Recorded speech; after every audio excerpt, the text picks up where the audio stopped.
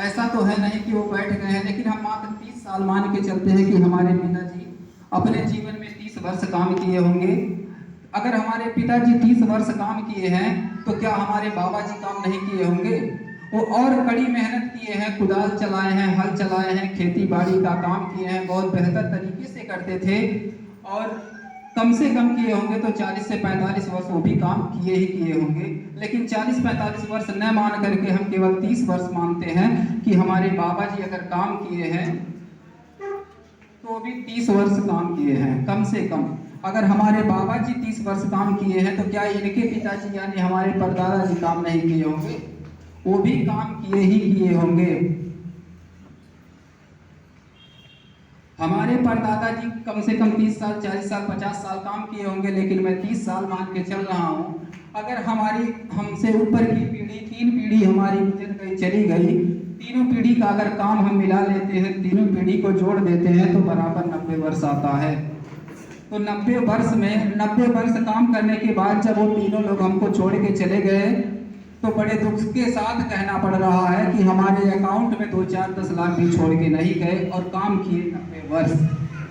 तो क्या वो सही तरीके से काम नहीं कर रहे थे? कर रहे थे, काफी मेहनत कर रहे थे, लेकिन उनके पास कोई सिस्टम नहीं था, काम करने का कोई सिस्टम नहीं था। पुराने ढर्रे से काम कर रहे थे। काम कैसे कर रहे थे? मान लीजिए वो यहाँ काम करते थे और काम के बदले उनको मिलता क्या था? पैसा मिलता था। और पैसा क्या करते थे? पैसा वो मार्केट में जाके खर्च करते थे। और खर्च कहाँ करते थे? खर्च करते थे बाजार में। बाजार में जाके अपने जरूरत की चीजों को लाने में या कुछ करने में, जैसे मार्कर पेन की अगर उनको आवश्यकता पड़ी तो वो बाजार में गए, मार्कर लेके चले आए और उनका और दुकान वाले से कोई रिश्ता नहीं रह गया।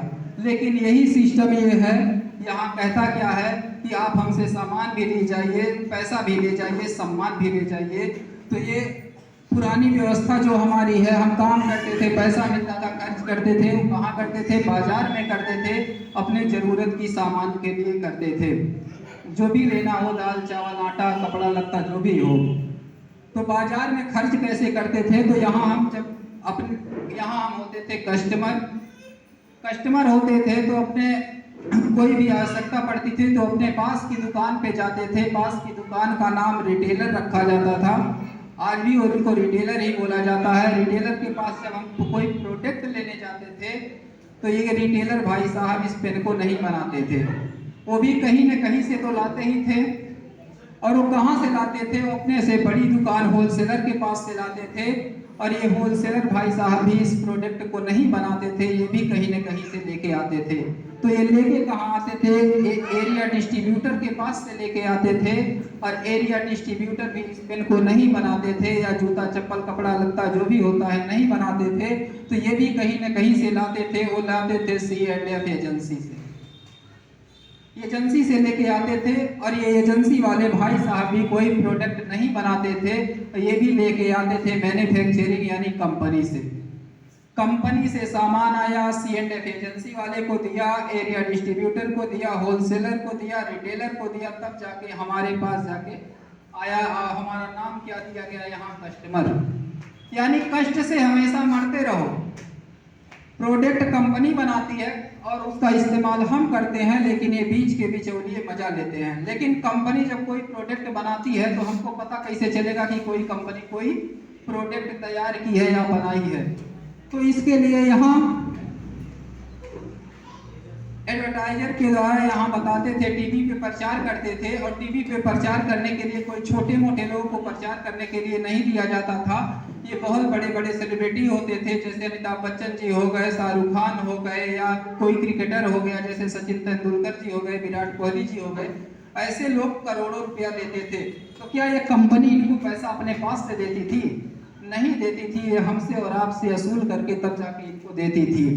अगर कोई कंपनी कोई प्रोडक्ट बनाती है तो मात्र 50% लागत लगाती है, प्लस 5% अपना फायदा रख के 55% पे वो C&F यानी एजेंसी वाले को दे देती है कि जाओ अपना जितना कमाना है कमाओ। लेकिन यही आते आते हमारे पास आते आते 100 या इससे प्लस का हो जाता है।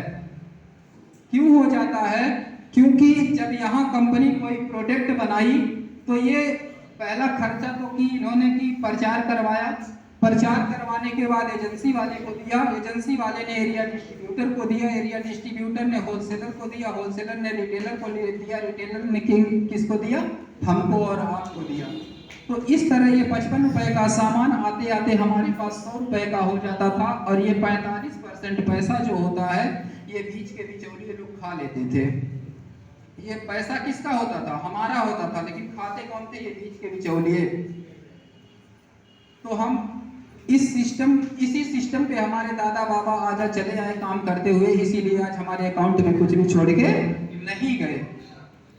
और इस सिस्टम को जब देखा गया कि ये सिस्टम खराब है, पहले इंडिया में नहीं बल्कि ये अमेरिका में चालू हुआ सन 1959 में। वहाँ डायरेक्ट सेलिंग नाम की कंपनी आई, वहाँ पे डायरेक्ट अपना कंपनी होती थी और कस्टमर का नाम ने डायरेक्ट सेलर को डायरेक्ट दे दिया जाता था प्रोडक्ट, और इससे बहुत सारा लाभ होने लगा। तो यही हमारे भगवान कहिए, गुरु जी कहिए, या कोई भी पदवी आप दे सकते हैं, हम तो भगवान ही अपना उनको मानते हैं। आदरणीय टीसी सर जी हैं, इनके लिए हम चाहेंगे कि एक जोरदार ताली लगे।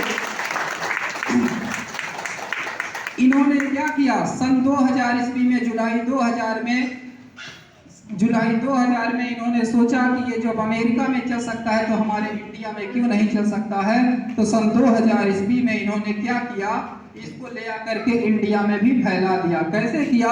इन्होंने भी अपनी कंपनी लगाई, ये भी बोले हम 50% लागत पे प्रोडक्ट बनाएंगे प्लस 5% लेंगे, और यहाँ पे आप कस्टमर ना होके डायरेक्ट सेलर हो जाएंगे, और यहाँ से हम 80 कदम चल के आपके जिले में यानी गोरखपुर में आके यहाँ अपनी पीयूसी हमारी एक रहेगी, और यहाँ 20 कदम चल के आप आएंगे, और जो 45% पैसा आप बीच के बिचौलिए लेके अमीर के अमीर होते चले जा रहे थे, ये पैसा हम आपको दे देंगे एक सिस्टम के माध्यम से। तो उन्होंने क्या किया कि यहाँ पे प्रोडक्ट बनाया और बोला ये जो प्रचार का काम है ये आप करेंगे, और ये जो 45% पैसा बीच के बिचौलिए ले जाते थे ये हम आपको देंगे। तो कैसे देंगे? कैसे हमको विश्वास होगा कि ये प्रोडक्ट सही देते हैं और ये 45% पैसा हमको दे देंगे? इन्होंने क्या किया? बोला पहला काम कि हम ये 10 से 20% काउंटर छूट देंगे, 10 से 20% काउंटर छूट देंगे। यहीं से विश्वास होना चालू हो जाता है। और नंबर दूसरा क्या किया कि हमने शुद्ध सामान देंगे।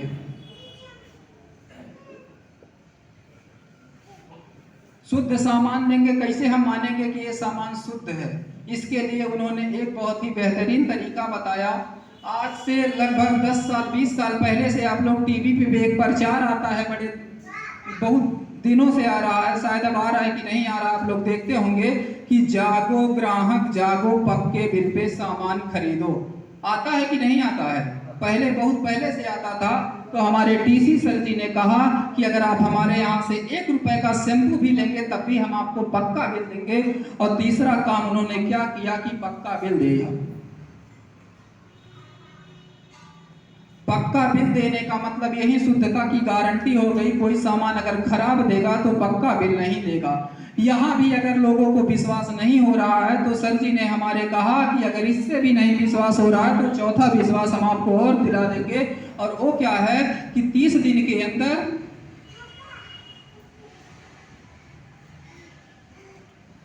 अगर आपको सामान पसंद नहीं आए तो 30 दिन के अंदर सामान हमारा वापस कर जाओ। जैसे आपने 4 पैकेट साबुन लिया है तो 1 पैकेट आपने इस्तेमाल कर लिया, नहीं पसंद आया तो 3 पैकेट 30 दिन के अंदर हमारे यहाँ वापस करके चले जाओ। अगर ये काम कंपनी कर दी तो प्रोडक्ट पे विश्वास करने लायक है कि नहीं है? अगर प्रोडक्ट हमारी कंपनी खराब बनाती तो यहाँ ये सुविधा नहीं देती कि 30 दिन के अंदर हमारे सामान को वापस कर जाओ। और यही नहीं कि ये जो 45% पैसा बांटने का काम है, उन्होंने एक 5वां काम और किया, अपने बिजनेस का परफॉर्मेंस बोनस देना चालू किया पीवी बना करके, यानी बिजनेस पॉइंट बना करके।